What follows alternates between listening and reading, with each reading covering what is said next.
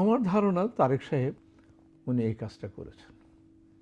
ওখানে news paper বেশি পড়ছেন, নিউজ দেখেছেন, বইপত্র পড়েছেন। আমি দু একবার লন্ডনে যাই, দেখলাম যে খুব শীতের দিনেও তার ফলোয়াররা একটা পাঞ্জাবি পরে ওখানে নামাজ পড়তে আসতো। আপনার আগের দু একটা ইন্টারভিউতে বলেছি, ওনার সাথে দেখাও হয়েছে। আর আমি এবং আমার ছেলে যে মসজিদে নামাজ পড়তাম, ওইখানে নামাজ পড়তে যে দুই একবার আমার সাথে হ্যালো হয়েছে, ছেলের সাথে অনেকবারই হ্যালো হাই হ্যালো লন্ডনে। হ্যাঁ, লন্ডনে। তো মূলত আমি যদি একটু ব্যাকে যাই, যদিও তখন অত ভালোভাবে মনোযোগ দেইনি, পরে শুনেছি, বলেছি, দেখেছি যে 2001 সালের সেই ইলেকশন সে সারা বাংলাদেশ চষে বেড়িয়েছে এবং ইয়ংদের সাথে তার একটা সংযোগ হয়েছে। এবং এটা এই জন্য বললাম, আমি দু একবার লন্ডনে যাই, দেখলাম যে খুব শীতের দিনেও তার ফলোয়াররা একটা পাঞ্জাবি পরে ওখানে নামাজ পড়তে আসতো। আর এই জায়গাটায় যদি তাকে পছন্দ না করত বা তার প্রতি আগ্রহ না থাকতো বা তাকে নেতা হিসাবে তারা যদি মেনে না নিত, তাহলে এই কাজটা দূর দূরান্ত থেকে এসে নামাজটা পড়তো না। আপনাকে এই খবর আগেও বলেছি। 2001-এর ইলেকশনে তার সাথে যেই প্রত্যন্ত অঞ্চলের যেসব লোকদের সাথে, যেসব ছেলেদের সাথে যোগাযোগ হয়েছে, তারাই কিন্তু এখন মিডল এজ। এবং এবারে দেখে মনে হলো এদের সাথে লন্ডন যাওয়ার পরও ওনার বেশ যোগাযোগ ছিল, যার জন্য ওনাকে দেখার জন্য সবাই হুমলি খেয়ে পড়ছে এসা। আমি সেদিন একটা ভার্চুয়াল ইন্টারভিউতে দেখলাম, সম্ভবত নরসিংদীর কারোর সাথে উনি ওইভাবে ভার্চুয়ালি যোগ হয়ে উনি কথাবার্তা বলতেছিলেন। তো একজনে খুব কৌতূহলবশত জিজ্ঞেস করল, নরসিংদীতে কতটা পুকুর আছে? উনি ওনার মাথার উপরে, অফিস যেখানে করে লন্ডনে, মাথার উপরেই নরসিংদীর ফাইলটা নিয়ে বলল যে 1 বিঘার উপরে যতটা পুকুর আছে সেইটা বললেন উনি। 1 বিঘার নিচেরটা উনি কাউন্ট করেনি। এবং এটা এন্ডোর্স করেছে ম্যাডাম খালেদা জিয়া অন্য একটা কোনো মিটিংয়ে। বলছে যে দেখো, বাংলাদেশের কোন জেলায় কতটা পুকুর আছে এটা তার নখদর্পণে। তো এর মানে কি তার রাজনীতিতে প্রবেশ করার পরে তার একটা আগ্রহ ছিল বা নিজের মতো করে একটা প্ল্যান করেছে, যেটা তার অভিব্যক্তি সেদিন জানিয়েছে। আমি গতকাল 2004 সালের একটা ইন্টারভিউ হঠাৎ করে দেখলাম মতিউর রহমান চৌধুরী সাহেবের সাথে চ্যানেল আইতে। সেটারই মনে করেন মডার্ন ভার্সান হলো এই বক্তৃতাটা। সেখানে একই রকম জিনিস অন্যভাবে বলেছে। এবং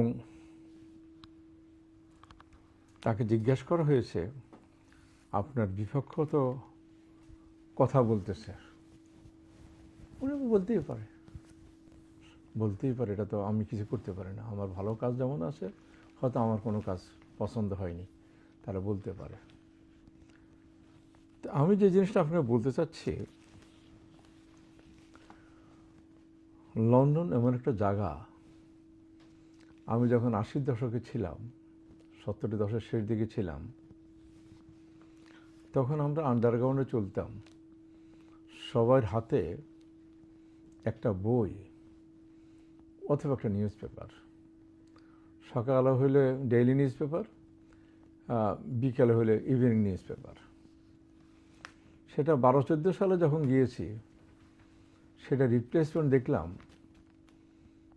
হাতের মধ্যে একটা ছোটোখাটো কম্পিউটার, ও দিয়ে তারা বইপত্র পড়াটোরা আগাচ্ছে। ওই সোসাইটিতে যে এত তাদের যে এত সারা দুনিয়া তারা রাজত্ব করতে, রাজত্ব চলে যাওয়ার পরও এই দেশটা এখন টিকে আছে। এটার কারণ হলো তাদের লেখাপড়ার স্ট্যান্ডার্ড, ইউনিভার্সিটিগুলো ভালো, এবং তাদের মানে সোসাইটিটা সবাই লেখাপড়ার মধ্যে ব্যস্ত থাকে। আমি এই মুহূর্তে স্ট্যাটিস্টিক দিতে পারবো না, কথার কথা বলতেছি। বাংলাদেশে শুনছি সারা বছরে অ্যাভারেজ 62 ঘন্টা পড়ে,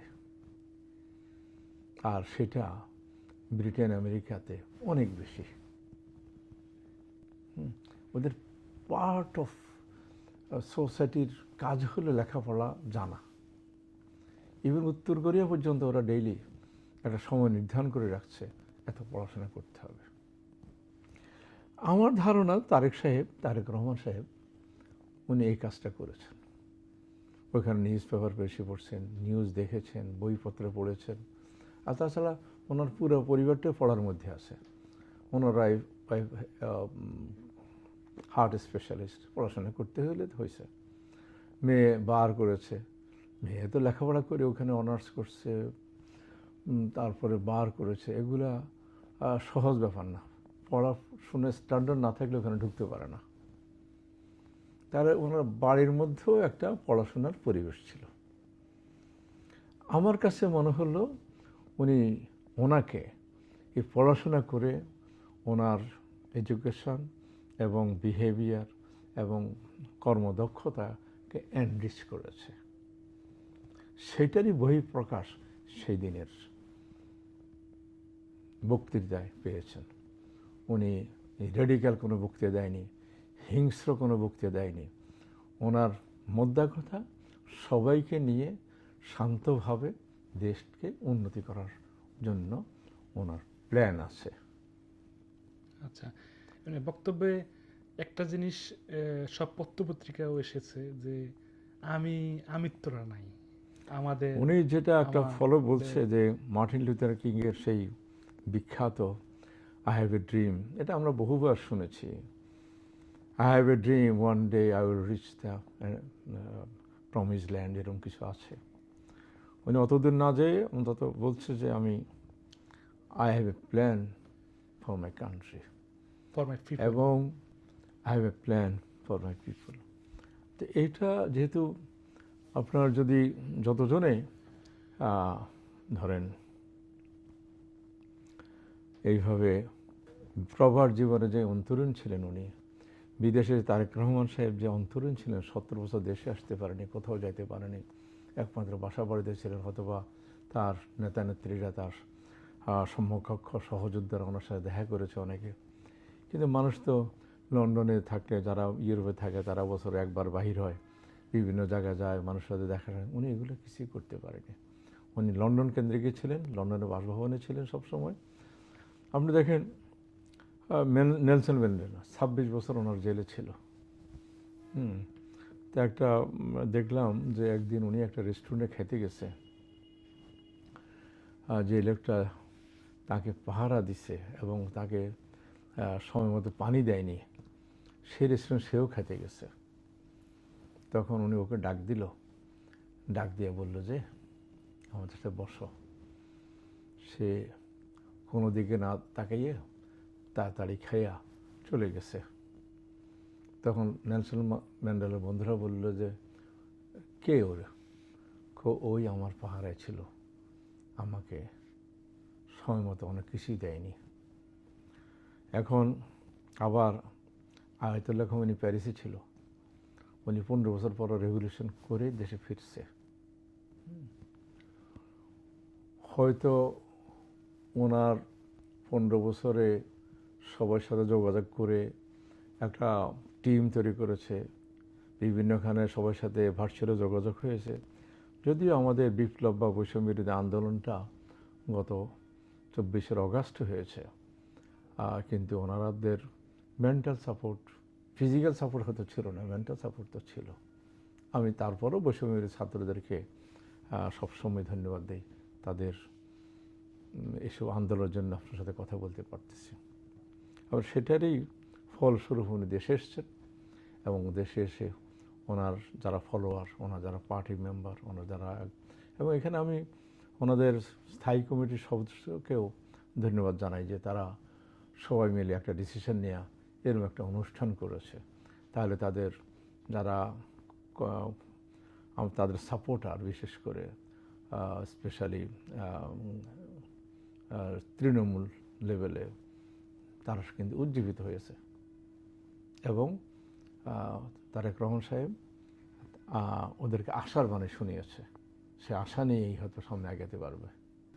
শুনুন, একটা স্মৃতি আমার মনে হয়, আমার 13 কি 14 সালে আমি লন্ডনে গিয়েছিলাম আমার ছেলের সাথে দেখা করতে। তখন সে লন্ডনে থাকতো।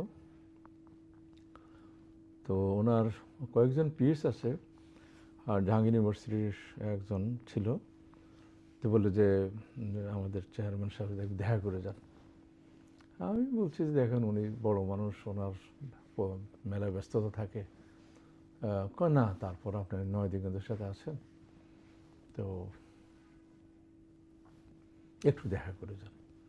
তো আমি দেখলাম যে ওনার ওইখানে সবাই লাইন ধরে থাকে দেখা করার জন্য। তো